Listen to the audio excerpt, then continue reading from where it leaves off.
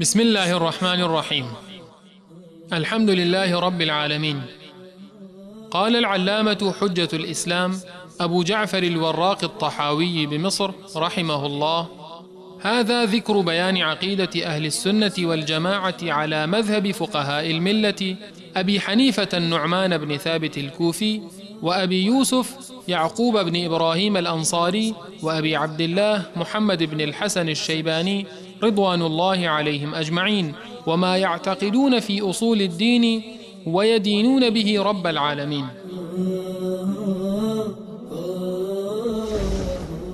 به نام و استعانت از الله بخشاینده مهربان. ستایش ویژه الله پروردگار جهانیان است. علامه حجت الاسلام ابو جعفر وراق طحاوی رحمه الله میگوید: این کتاب بیانگر عقیده اهل سنت و جماعت بر مبنای مذهب فقهای اسلام ابو حنیفه نعمان بن ثابت کوفی و ابو یوسف یعقوب بن ابراهیم انصاری و ابو عبدالله محمد بن حسن الشیبانی رضی الله عنهم اجمعین است و به باورهای آنان در مورد اصول دین که با آن پروردگارشان را میپرستند میپردازد.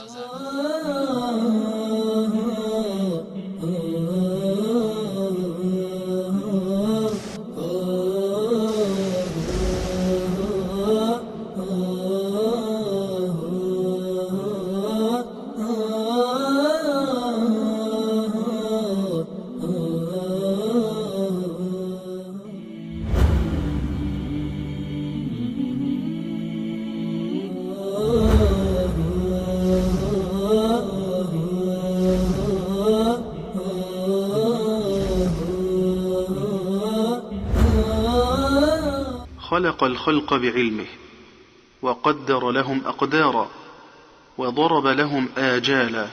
مخلوقات را عالمانه آفرید و برای آنان سرنوشت‌هایی مشخص نمود و برایشان مدت‌هایی تعیین فرمود. ولم يخف عليه شيء قبل أن يخلقهم وعلم ما هم عاملون قبل أن يخلقهم وأمرهم بطاعته ونهاهم عن معصيته. و پیش از آفرینش آنان چیزی بر وی پوشیده نبوده و میدانست که آنان چه کارهایی انجام خواهند داد و آنان را به اطاعت خیش دستور داد و از نافرمانی نهی فرمود.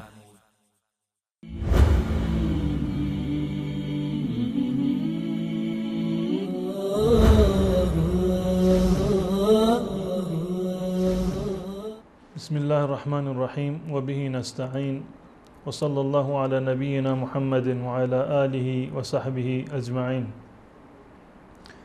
بینندگان عزیز و ارجمند، السلام علیکم و رحمت الله و برکاته.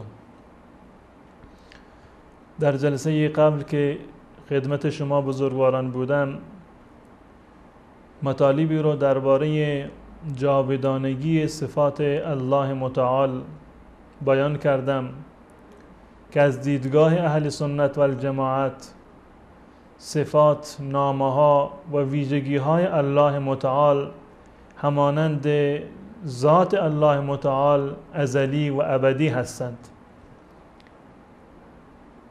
از آنجایی که صفات الله متعال صفات کمال هستند و هیچ گونه نقص و خللی در آن وجود ندارد و نبودن این صفات و منتفی شدن این صفات از الله متعال به معنی نقص هست، به معنی اشکال و ایراد هست و به معنی خلل هست. پس بنابراین هیچگاه الله متعال از صفات خودش عاری نبوده، بلکه تمامی صفات الله متعال هم در ازل بودند و هم تا ابد خواهند بود و همراه با ذات بی‌مثال الله متعال هستند.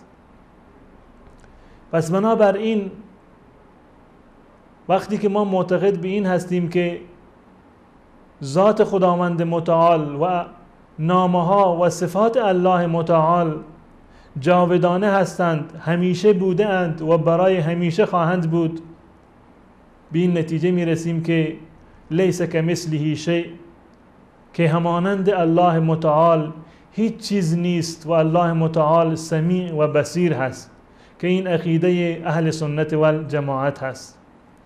بعد از این مطلب علامه طحاوی رحمت الله علیه بحث تقدیر را و قضا و قدر الله متعال را مطرح می کند و روش امام طحاوی در مطرح کردن بحث تقدیر بگونه‌ای هست که این مسئله را در چندین جای این کتاب مختصر بیان کرده.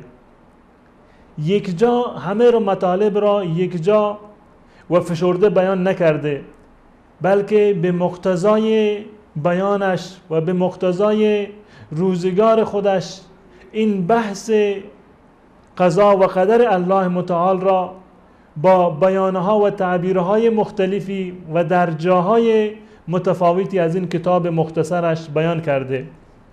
در اینجا می فرماید که خلق الخلق بعلمه، الله متعال مخلوقات را و آفریدگانش را خلق کرده و آفریده به علمه، همراه با علمش و در کنار علمش و همزمان با علمش.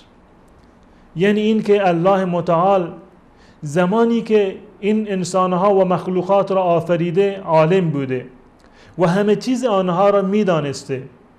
این گونه نبوده که الله متعال قبل از آفرینش انسان از انسان آگاهی نداشته باشد که این انسان چگونه خواهد بود و بعد از این که آفریده شود چه کارهایی را انجام خواهد داد، بلکه الله متعال انسانها را و دیگر موجودات را با علم آفریده و با دانش و آگاهی تمام مخلوقات را آفریده، زیرا که الله متعال خالق هست و آفریدگار هست و خلقت و آفرینش بدون از علم امکان ندارد. در واقع بسیاری از گروه های منحرف و فرقه های ضاله معتقد به این هستند که الله متعال علمی به مخلوقات نداشته مگر بعد از این که این مخلوقات را آفریده. این خلاف عقیده اهل سنت و الجماعت و خلاف قرآن هست. اهل سنت و الجماعت معتقد هستند که الله متعال در ازل عالم بوده و در همان زمانی که الله متعال حتی قبل از آن که انسانی را و مخلوقی را بیافریند، الله متعال میدانسته که این انسان چگونه آفریده می شود و اگر آفریده بشود چگونه خواهد شد و بعد از این که خلق می شود چه اعمالی را انجام می دهد و چه سرنوشتی را خواهد داشت. بین خاطر علامه طحاوی می فرماید که خلق الخلق بعلمه، یعنی این که الله متعال خلق را و مخلوقات را و موجودات را همراه با علمش و در کنار علمش و با علم و دانش و آگاهی آفریده است. و قدر لهم اقدارا، و بعد از این که انسانها را آفرید برای اونها تقدیر نوشت، برای اونها تقدیرهایی را و قضا و قدری را مقدر کرد و تعیین نمود. و ضرب لهم آجالا، و برای انسانها اجل و مدتی را تعیین کرد.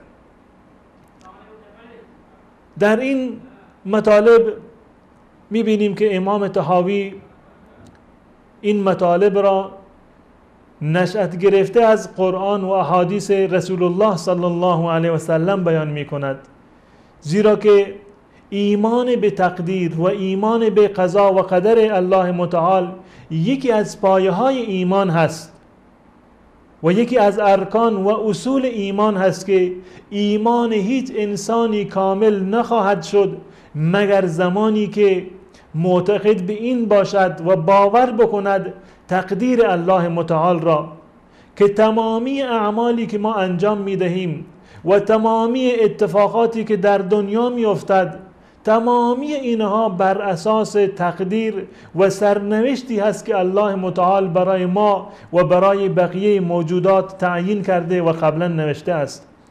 الله متعال میفرماید انا کل شیء خلقناه بقدر، ما تمام اشیا را و تمام چیزها را با تقدیر آفریدیم، با تقدیر خلق کردیم. همه مقدر هست، تعیین شده هست قبلا. همه بر روی یک نظام مشخصی و تعیین شده و برنامه ریزی شده انجام میگیرد. و کل شیء عنده بمقدار، هر چیزی و هر موجودی و مخلوقی نزد الله متعال یک مقدار مشخصی را دارد و یک تقدیر مشخصی را دارد و چیزی هست که الله متعال قبلا این مطالب را به عنوان تقدیر و سرنوشت انسان و موجودات تعیین کرده. قد جعل الله لكل شیء قدرا، الله متعال برای هر موجودی و برای هر چیزی قدری را، تقدیری را، مطالبی را به عنوان تقدیر انسان و موجودات دیگر الله متعال بیان کرده. و این تقدیر هست، یعنی این که هر چه در دنیا اتفاق می افتد این گونه نیست که بدون برنامه ریزی قبلی و بدون از تعیین قبلی و بدون از علم الله متعال امروز این اتفاق افتاده باشد، بلکه الله متعال قبلا این مطلب را میدانسته و این مطلب را و این عمل را مقدر کرده و میخواسته و بعد از آن این عمل و این کار و اتفاق به وجود می آید. وقتی که ما از تقدیر الله متعال صحبت می کنیم چند مطلب هستند که با تقدیر الله متعال گره خوردند و در واقع این مطالب را که یک جا بکنیم تقدیر الله متعال را بهتر میفهمیم و حتی تقدیر را در واقع با این صفات و خصوصیت ها ما میشناسیم. اولا این که قبل از این که الله متعال یک چیزی را بنویسد، سرنوشتی را تعیین بکند برای انسانی یا برای مخلوق دیگر، الله متعال علم داشته و آگاهی داشته.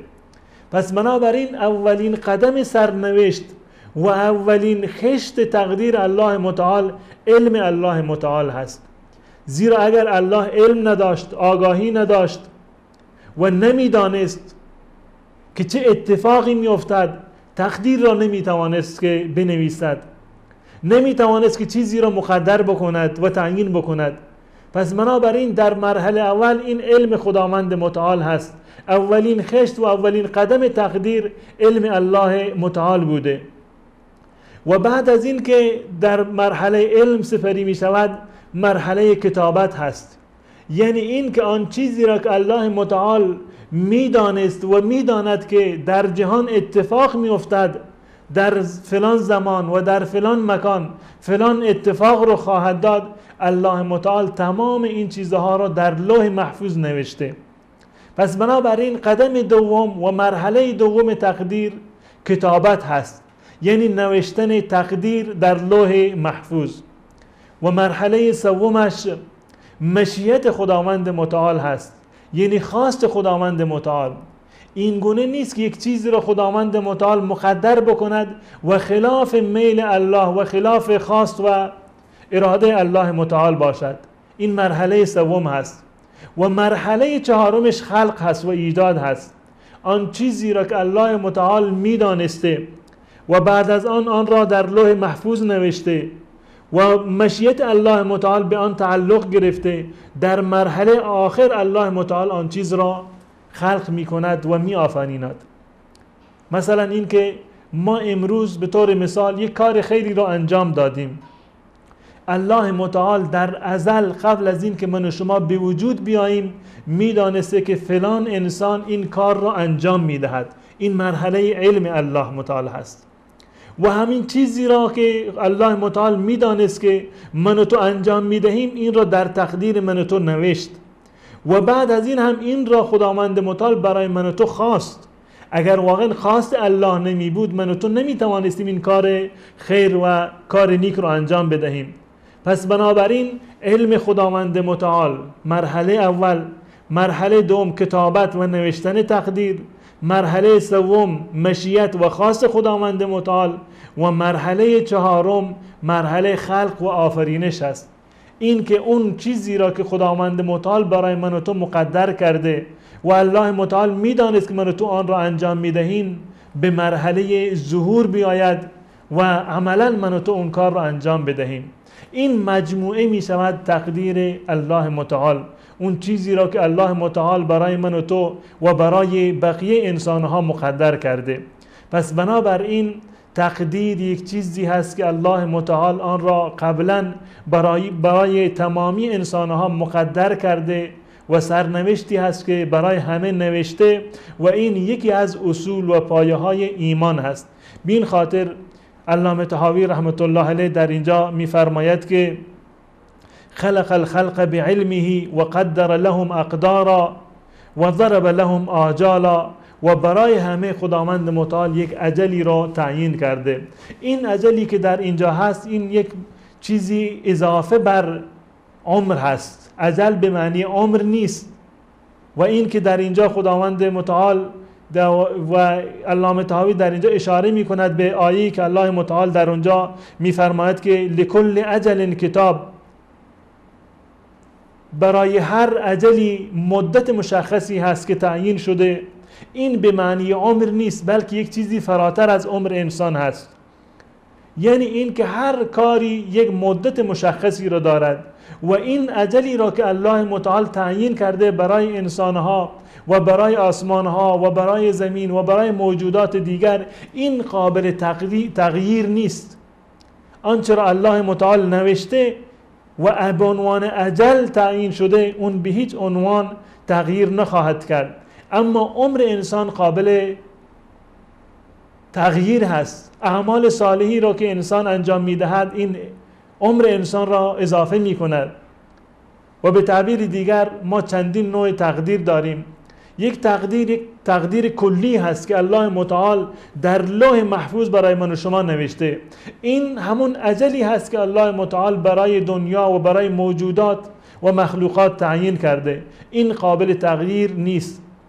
اما اون تقدیری را که الله متعال زمانی که انسان در شکم مادر بوده آن را برای من و شما نوشته، یا اون تقدیری را که در شب قدر الله متعال تعیین می کند یا به صورت روزانه تعیین می کند برای هر انسانی، این تقدیر قابل تغییر هست و این هیچ تضادی با اصل تقدیر و اون تقدیر کلی که در لوح محفوظ نوشته ندارد. و این مطلب هم برای تغییر عمر انسان بود که عمر انسان امکان دارد که کمتر بشود یا اضافه تر بشود از اون چیزی که الله متعال برای انسان تعیین کرده. مثلا زمانی که در شکم مادر بوده، در روایت هست که رسول الله صلی الله علیه وسلم می‌فرماید که هر کسی که دوست دارد که رزقش اضافه بشود و ینسأ له فی اثره و عمرش طولانی تر بشود، پس به پدر و مادر خودش احترام بگذارد و نیکوکاری بکند. رسیدگی به پدر و مادر عمر انسان را دراز و طولانی می کند. این عمر یک چیز دیگر هست غیر از اون اجلی که الله متعال در لوح محفوظ برای من و شما تعیین کرده. این عمر یک چیزی هست که زمانی این را الله متعال تعیین کرده برای من و شما که در شکم مادر بودیم، یا جزء اون تقدیری هست که الله متعال در سر سال اون را به فرشتگان می نویسد و تحویل می دهد. پس بنابراین اجل قابل تغییر نیست، قابل تقدیم و تأخیر نیست، اما عمر انسان قابل کم شدن و اضافه شدن هست. در اینجا علامه طحاوی می فرماید که وضرب لهم آجالا، الله متعال برای انسانها و برای بقیه مخلوقات اجلی را و مدتی را تعیین کرده.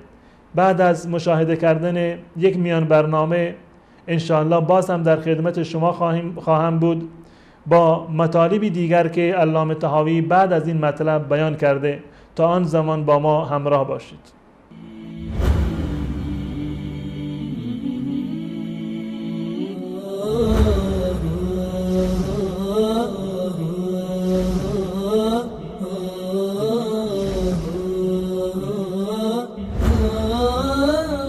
خلق الخلق بعلمه وقدر لهم أقدارا وضرب لهم آجالا. مخلوقات را عالمانه آفرید و برای آنان سرنوشت‌هایی مشخص نمود و برایشان مدت‌هایی تعیین فرمود. ولم يخف عليه شيء قبل أن يخلقهم وعلم ما هم عاملون قبل أن يخلقهم وأمرهم بطاعته ونهاهم عن معصيته. و پیش از آفرینش آنان چیزی بر وی پوشیده نبوده و میدانست که آنان چه کارهایی انجام خواهند داد و آنان را به اطاعت خویش دستور داد و از نافرمانی نهی فرمود.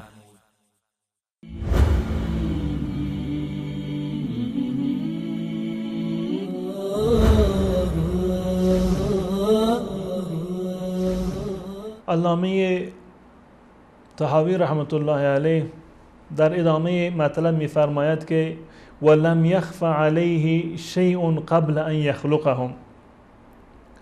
در ابتدا این مطلب را بیان کرد که الله متعال موجودات را و مخلوقات را با علم و دیده و دانسته آفریده است و تمام چیز را الله متعال درباره انسانها و موجودات دیگر میدانسته و با علم خودش الله متعال و با دانشش این انسانها و مخلوقات را آفریده. در ادامه می‌فرماید ولم یخف علیه شیء قبل ان یخلقهم. در مورد انسانها و در مورد آسمانها و زمین و در مورد تمامی مخلوقات الله متعال همه چیز را میدانسته. هیچ مطلبی و هیچ موردی نبوده که در مورد این مخلوقات الله متعال قبل از آفرینش آن را ندانسته باشد و بعد از این که الله متعال این انسانها را آفرید تازه متوجه بشود که این مطلب چنین بوده. نه، بلکه همه چیز را الله متعال در مورد انسانها و دیگر مخلوقات قبل از آفرینش انسانها و مخلوقات میدانسته. ولم يخف عليه شيء قبل أن يخلقهم وعلم ما هم عاملون قبل أن يخلقهم. الله متعال میدانسته قبل از اینکه انسان را خلق بکند و جنها را خلق بکند، الله متعال میدانست که این جنها و این انسانها چه کارهایی را انجام میدهند. این مقطع در واقع توضیحی هست برای مطلب قبلی که امام طحاوی رحمت الله علیه فرموده بود که الله متعال انسانها را با علمش آفرید و برای همه تقدیری را مشخص کرد، اجلی را برای همه تعیین کرد و بعد از این می‌فرماید که هیچ مطلبی این گونه نبوده که الله متعال قبل از آفرینش انسانها اون مطلب را در مورد انسانها ندانسته باشد و بعد از ایجاد و بعد از خلق کردن انسان اون مطلب را الله متعال تازه متوجه شده باشد و تازه آن را بداند. در این مقطع در واقع علامه طحاوی رد می کند بر یک عقیده منحرف و گرایشی منحرفانه که قدریه و جبریه به آن معتقد بودند که الله متعال قبل از این که انسان یک کاری را انجام بدهد الله متعال نمیدانسته که انسان چه کاری را انجام میدهد. این یک عقیده منحرف هست و عقیده هست که متضاد با آیات قرآن و احادیث رسول الله صلی الله علیه و سلم هست. در اینجا امام طحاوی میفرماید که هیچ چیزی بر الله متعال قبل از پیدایش انسانها و جنها مخفی نبوده و پنهان نمانده. به این خاطر هست که الله متعال همه چیز را میدانسته قبل از آفرینش انسانها و در زمان آفرینش انسانها و بعد از آفرینش انسانها و میفرماید که وعلم ما هم عاملون قبل ان یخلقهم. الله متعال تمامی اعمال انسانها را، تمامی اعمال جنها را، تمام اعمال موجودات را قبل از آفرینش آنها دقیقاً میدانسته و میدانست که این انسانها و این موجودات اگر به دنیا بیایند و اگر خلق بشوند در دنیا چی کاری را انجام میدهند. و این اساس همون تقدیری هست که الله متعال برای من و شما نوشته. یعنی این که الله متعال قبل از این که من و شما به دنیا بیاییم و وجودی را داشته باشیم، الله متعال میدانست که اگر این انسان آفریده بشود، بعد از آفریده شدنش و بعد از این که این انسان به مرحله بلوغ برسد، به مرحله رشد و کمال برسد، این انسان با اختیار خودش چه کارهایی را انجام میدهد. بر اساس همان علم کامل الله متعال هست و بر اساس همان دانش فراگیر الله متعال هست که این تقدیر را برای من و شما نوشته. دقیقاً مانند این که فرض کنید که یک مهندسی یک ساختمانی را بنا می کند و اتاقی را می سازد و قبل از این که در داخل این اتاق و در کف این اتاق آبی ریخته بشود، این مهندس میگوید که اگر در این اتاق در اون گوشهش آبی بریزید، این آب نهایتاً به این گوشه میرسد، در صورتی که اصلا آبی هنوز روی کف این اتاق ریخته نشده. اما مهندس قبل از این خبر میدهد که اگر آبی رو در فلان گوشه بریزید، این آب به طبیعت آب که دارد و به طبیعت این زمین، این آب باید به این گوشه اتاق باید برسد. الله متعال قبل از آفرینش من و شما میدانسته که این انسان اگر به دنیا برود و با اختیار خودش در دنیا حرکت بکند، با توجه به طبیعت این انسان، با توجه به طبیعت زمان و مکانی که این انسان در اون زمان و مکان زندگی می کند، اگر این در دنیا برود فلان و فلان کار را انجام می دهد. این علم الله متعال یک علم سابق هست و بر اساس همان چیزی که الله متعال از من و شما می دانست، آن را برای من و شما نوشته. این مطلب هست که من قبلا بیان کردم که تقدیر خداوند متعال شامل 4 چیز هست: علم الله متعال و نوشتن در تقدیر، و بعد از آن مشیت الله متعال، خواست خداوند متعال، و بعد از آن انجام گرفتن اون عمل که مرحله خلق و تبلور اون عمل هست. پس بنابراین الله متعال تمام موارد را و تمام نکات را درباره تمام مخلوقات، حتی قبل از خلقت و قبل از آفرینش این مخلوقات میدانسته. و امرهم بطاعته و نهاهم عن معصیته. الله متعال انسانها را امر کرده به اطاعت و نهی کرده از معصیت. این در واقع یک ردی هست بر اون کسانی که معتقد هستند که در دنیا انسان مجبور محض هست. یک فرقه‌ای بودند به نام جبریه که این معتقد به این مطلب بودند که انسان در دنیا کاملا مجبور محض هست، از خودش هیچ اراده‌ای را ندارد. اگر یک انسانی نمازگزار هست، روزه‌دار هست، نیکوکار هست، مجبور هست باید نماز بخواند، باید روزه بگیرد، باید کارهای نیکی را انجام بدهد. چرا؟ چون که خداوند متعال برایش مقدر کرده که این گونه باشد. و اگر یک انسانی بد هست، بدکار هست، پایبند به اصول ایمان و اصول دین و شریعت نیست، پایبند اخلاق اسلامی نیست، مجبور هست باید این گونه باشد، زیرا که الله متعال این را برایش مقدر کرده. این عقیده جبریه هست و این عقیده یک عقیده باطل هست و متضاد با آیات قرآن و احادیث رسول الله و عقل و منطق بشری هست. بلکه کارهایی رو که انسان در دنیا انجام میدهد بر اساس خواست و اراده خودش هست. من و شما در دنیا امروزه اگر خودمون فکر بکنیم و بیاندیشیم، اختیار داریم، میتوانیم این کار رو انجام بدهیم یا این کار رو انجام ندهیم. مثلا اذان گفته، من و شما میتوانیم به اختیار خودمون بلند بشویم، وضو بگیریم و به اختیار خودمون به مسجد بریم. و همچنین این توان را داریم که این ندای الهی را، این اذان را نادیده بگیریم، در خانه بنشینیم یا در منزل نماز بخوانیم یا اصلا نماز نخوانیم. این به اختیار خود من و شما هست. در هنگام عمل من و شما این اختیار را کاملا احساس میکنیم. پس بنابراین الله متعال انسان را در هیچ کاری مجبور نکرده. بله این گونه هست که مشیت انسان، خواست و اراده انسان تحت مشیت و اراده الله متعال هست. اگر کاری را که الله متعال نخواهد انجام بشود، خواست و اراده من و تو هیچ گونه کارایی را نخواهد داشت. بدون از اراده و خواست الله متعال من و تو نمیتوانیم کاری را انجام بدهیم. اما وقتی که الله متعال یک چیزی را برای من و شما اراده بکند و بخواهد، من و شما با اختیار خودمان اون کار رو در واقع انجام میدهیم و هیچ گونه اجباری و اکراهی در این زمینه وجود ندارد.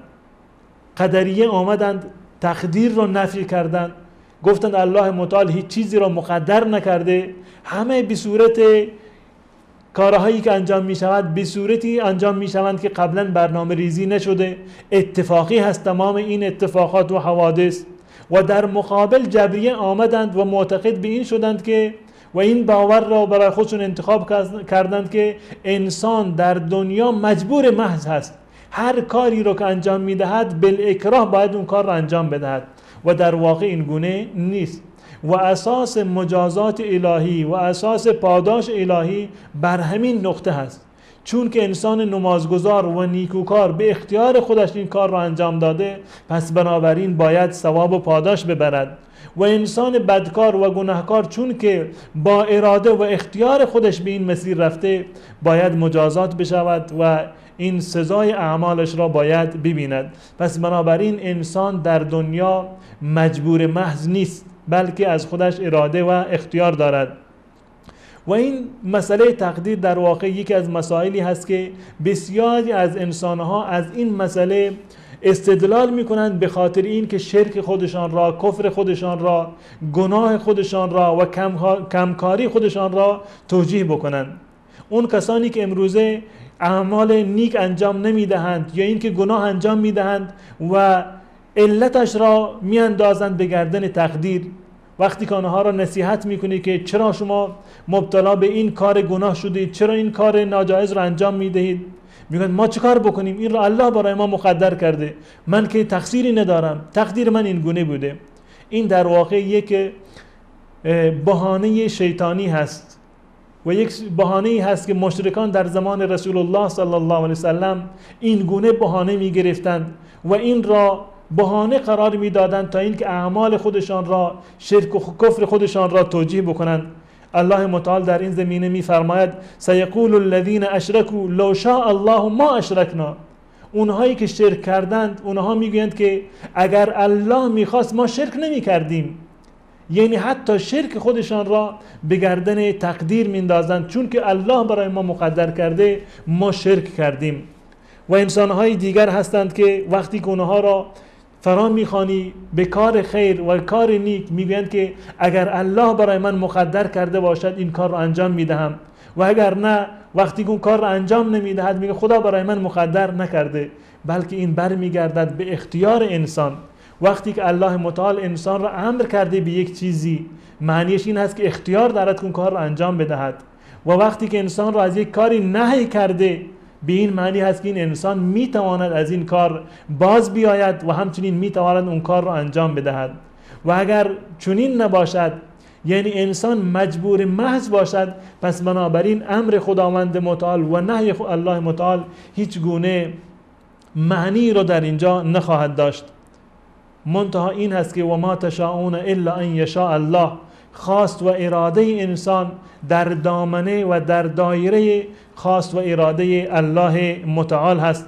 و ما تشاءون الا ان یشاء الله و ما تشاءون الا ان یشاء الله رب العالمین. هر چیزی را که شما میخواهید در صورت امکان پذیر هست که این جزو و در دایره مشیت الله و پروردگار جهانیان باشد. پس بنابراین به این نتیجه میرسیم که آن چیزی را که الله متعال برای ما مقدر کرده و آن را برای من و شما نوشته است، اون امر هست و نهی هست که الله متعال به من و شما امر کرده که این کارها را انجام بدهیم و نهی کرده که این کارها را انجام ندهیم. و تمامی این اوامر و نواهی الله متعال که به من و شما شده، اینها در دایره اختیار من و شما هست و می توانیم این کارها را انجام بدهیم یا این که از دستور الله متعال سر باز بزنیم و معصیت الله متعال را انجام بدهیم، که بر این اساس هست که الله متعال من و شما را در صورت انجام دادن کارهای خیر پاداش میدهد و در صورت عصیان و نافرمانی الله متعال من و شما را مجازات میکند. همه اینها برمیگردد به تقدیر الله متعال و تمامی این موارد را الله متعال برای من و شما مقدر کرده و هر کاری که در دنیا انجام میگیرد بر اساس تقدیر خداوند متعال هست و بدون تقدیر و بدون اراده و بدون رضا و مشیت الله متعال در دنیا هیچ کاری انجام نمیگیرد. مطمئن باشیم که هر کاری که برای من و شما و هر اتفاقی که برای من و شما اتفاق میافتد و رخ میدهد بر اساس تقدیر خداوند متعال بوده. هم کارهای خیر و اموری که خوشایند هست برای من و شما و هم کارهایی که و اموری که از نظر ظاهر مضر هست و ناخوشایند هست، همه در دایره تقدیر الله متعال هست و بر اساس رضا و مشیت الله متعال هست که برای من و شما انجام می شود و من و شما این کارها را انجام می دهیم. تا برنامه دیگر که در خدمت شما بزرگواران خواهم بود، همه شما را به خداوند متعال می سپارم. السلام علیکم و رحمت الله و برکاته.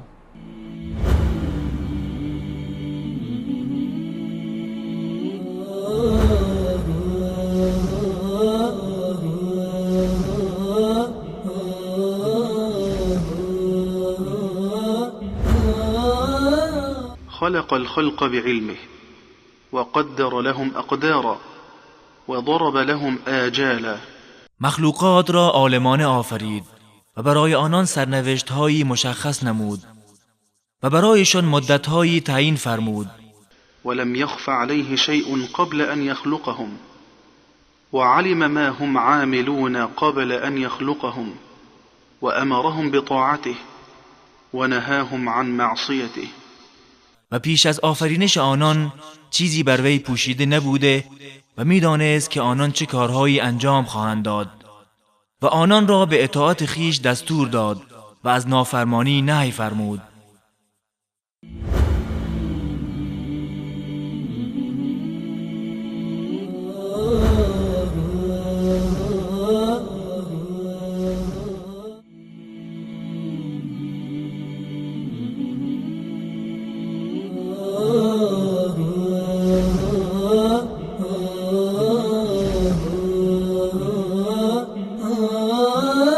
بسم الله الرحمن الرحيم.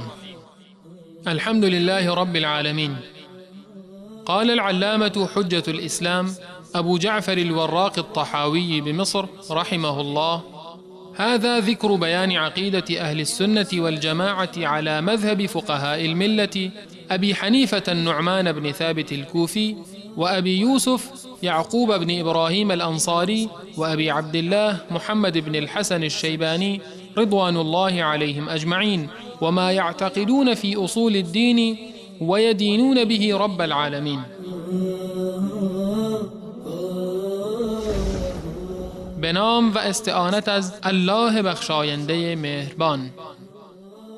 ستایش ویژه الله پروردگار جهانیان است.